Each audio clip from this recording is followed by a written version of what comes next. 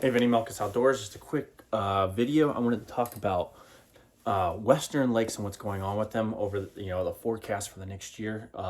We've talked about some of the big updates in tournament fishing that's going on out there with One Bass kind of and BASS collaborating, allowing a pathway to the classic.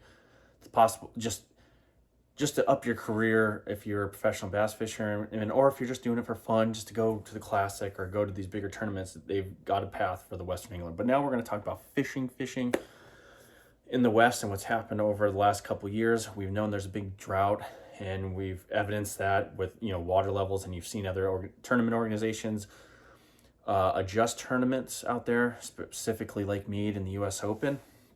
One of the reasons being it's really hard to launch there. And if you a couple years ago when I was there for the last U.S. Open, I busted something on my boat just trying to load back up because the ramp was so steep. And what they tried to do is put like a metal deal there just to allow us to launch.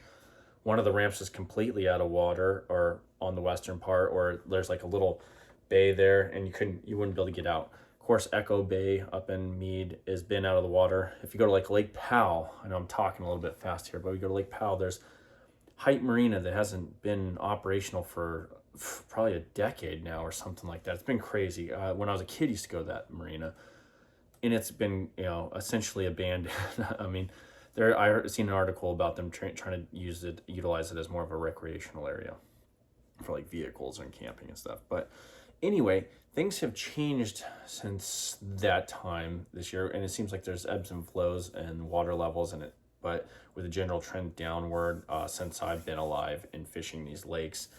Of course, you have the Havasus, the Mojaves, and below there that stay at they're maintained at a certain level, which enables some really great overall fishing, very stable fishing, whereas Mead and Powell are more fluctuating. So you have these years of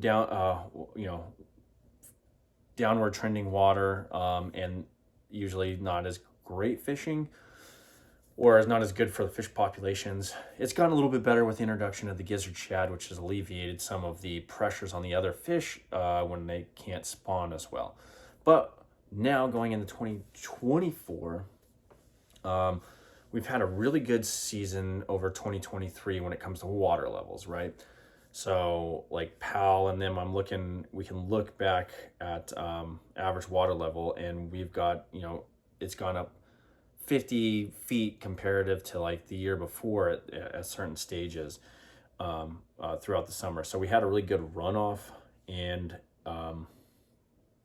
Powell's usually the first reservoir that gets the majority of the runoff, and then it goes down.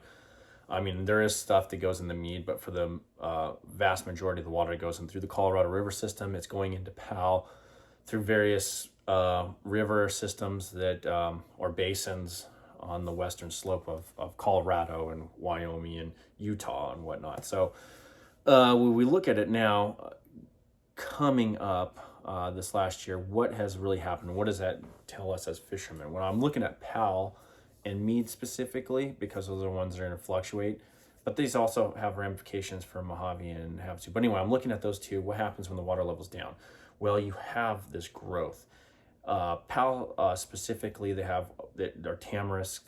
I call them tamarack, and my family's always called them tamarack bushes, but I guess they're tamarisk bushes. You have a lot of undergrowth and stuff specifically those plants that are growing up all over the bank. It happens at Mead too, especially if you go up on the Overton arm and go way up there by Echo Bay and past that. You have a lot of these bushes that start growing up along the bank, right?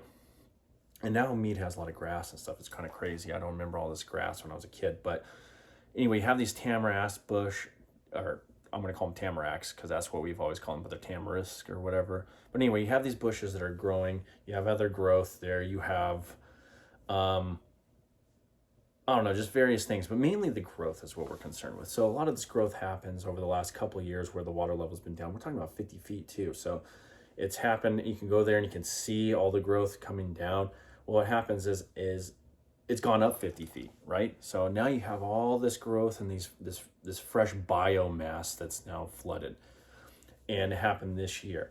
So anticipating going into 2024, if we have a decent snowpack or because we're in the stage in these two lakes where the water level is slightly going down. It just happens in the wintertime. You don't have any, you have more coming out than you in, but as long as it's at a stable rate and we have good snowpack, we should still have these good water levels, if not hopefully more. But anyway, all this growth gets flooded, right? And that allows the new year crop of fish that were spawned out this last year to survive at a greater rate than they normally would, because they can hide in there. It also provides them food so they can hopefully grow faster, because you got a lot of plankton and other microbes that are up in there, other organisms, crawdads and whatnot, that are thriving in this new biomass that's been flooded. But then, not only that, so you have a good crop from this year, or a good survival rate, we'll just say, because maybe the spawn wasn't as great. I don't know. I haven't really seen anything, but usually what happens is if you have this, you have a decent spawn, or, mediocre, might even be on the lower end because the water level's low. But as the water level goes up, the availability for these fish to survive, or the opportunity for them to survive, is greater because of this, stuff that's in the water, the cover, the new biomass, the food, the whole ecological chain that's been kind of, in a sense, ramped up. So they're able to survive. You get a good crop of fish for the next 2 years. But then what also happens here is this next year, going into 2024, we get into a spawn situation where we should have a really good spawn, because now the availability of certain cover and the availability for nesting is going to increase. And also when they are those little tiny fry as they get in, or little tiny fry into fingerling status. I don't know why I brain farted that, but you're going to have better recruitment because they can hide and stuff. So you should have a better spawn going into 2024 in these lakes, Mead, Powell. So we look at that. Also, we look at fishing pressure, specifically more at Mead than Powell. Powell doesn't get that much fishing pressure, especially on the northern end. But Mead, especially, the fishing pressure is down just because of the lack of availability of being able to launch. Now you can, but you've had this whole year or so, or if not more, of little fishing pressure. Couple all this together, plus good shad spawns because of all this cover too. I know I'm bouncing around in my argument here, but you're gonna also, because I was thinking more like crappie, bass, other fishing like Powell. You got walleye and pike in certain places, but the spawns on those fishes are gonna be better. You're gonna have a lot more fish up shallow, but you also have the forage species. You got shad.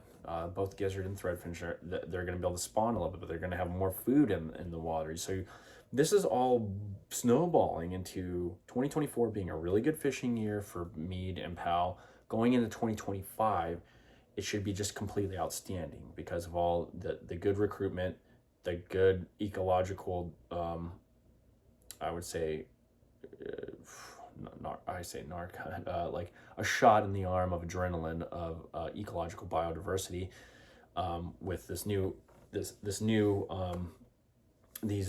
structure. It's not structure. It's a new cover that's been introduced in the water, and just the whole food chain is going to be revitalized. So you go in 2025, you should have just amazing. But in the 2024, good recruitment from the last year.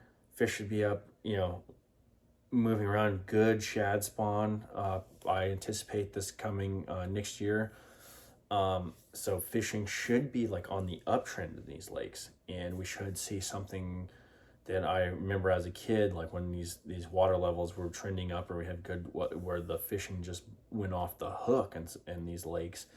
And maybe not for giants, but now that there's gizzard shad in there, who knows? There's probably giants running around. There's always has been some to a certain extent, but just amazing fishing all around, and a good place to, like, either one of these lakes, good place to take kids or go camping, or just yourself, some fishing buddies, and just experience the two most scenic reservoirs, or I would say that they're definitely in the top 5 of the most scenic reservoirs in the country. I can think of a couple other lakes I'm like, oh man, they're just beautiful. But Powell, Mead, both just amazing. And the fishing, you never know what's going to be tugging on your line, especially at Powell. Like I've talked about time and time again, Powell. You could be fishing in one spot. You could catch a smallmouth, a largemouth, various kinds of sunfish, a walleye, a pike, a trout here and there, a catfish. You name it. in warm water species in some cold water. You could catch them. You never know. And Mead's, striper, especially striper. So Mead's kind of similar like that. You can catch a smallmouth, largemouth, striper, a crappie. I mean, crappie too at Powell. I just said various sunfishes, but there's a lot of different fish species. You never really know what you're going to get into. So that part in your mind is always fun too, just that essence of fishing. But these lakes going into 2023 are set up for greatness, in my opinion. It's going to be one of those good uptrending next couple of years in Powell and Mead. And of course, the ramifications of having good water going into those two lakes, it feeds down to Mojave and Havasu. Granted, they keep those at a stable water level for the most part if they can. Now it's just easier to, and maybe not, maybe you don't have to draw down 5 feet on Mojave or whatever. I don't know, maybe they will anyway, but it gives them a little more flexibility. I mean, those lakes are going to be good no matter what, as long as ecologically and the right structure and food or forage basis is doing well there. But specifically, Powell, Mead, awesome lakes. In other lakes in the west, I'm not even talking about. If we go up even further north, if you guys aren't familiar with Flaming Gorge, that should be good. That's in that's in Utah and Wyoming. Going up north, there's some other lakes that'll do really well too because of this. You go even further west, you should. If you go into, the water levels should be good in these other lakes, California and all these other reservoirs out there with huge fish. Granted, there's other mismanagements out there. If you go to Arizona, Arizona's got some lakes in the salt water or river change. It should be doing well as well. It should be doing good as well. Like Roosevelt, Apache, Saguaro, Canyon. Those are big bass factories.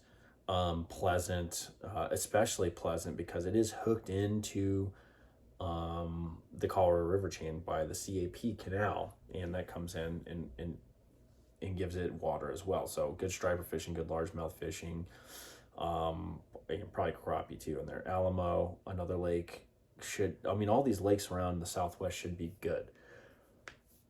Outside of I'm not familiar with Elephant Butte all that much. I know of it, I drive by it a lot. But I haven't fished it. I don't think I've ever fished it. But I know some guys have fished it and whatnot. But Southern Colorado, Navajo Reservoir, some of those lakes like that ought to be good as well, just considering what's going on. There's also a couple other lakes in Colorado, sleepers, that are kind of north that have been known for some big bass. They have trout. I mean, I don't want to get into those, but there's some sleeper lakes running around. But anyway, out west, good prognosis, and hopefully we get a good a snowpack this year as well. And we'll see what's going on. But anyway, I just wanted to throw that at you that, hey, this is the year, this is the uptrend in the fishing. So plan your fishing trips accordingly. And it doesn't matter what season. So if you're a guy that only can get off like now here at Christmas time, that's one of the best times to go down there. There's nobody there. Yeah, it's a little cold, but you're still going to catch fish. It's going to be awesome. If you can go in the springtime, even better. If you can go in the summertime, now you're getting into striper boils, and the striper boils are going to be freaking insane, I bet. If you go in the fall next year, just any time, just go there, because if you want amazing fishing and or if you want to experience these lakes at going into a peak season for them, or a peak not season, a peak era, I guess, because usually these go in cycles in those two lakes. But this is one of those things where we're starting to get the uptrend, and the fishing should be good. Hopefully they move the U.S. Open over there in 2025. There will be a U.S.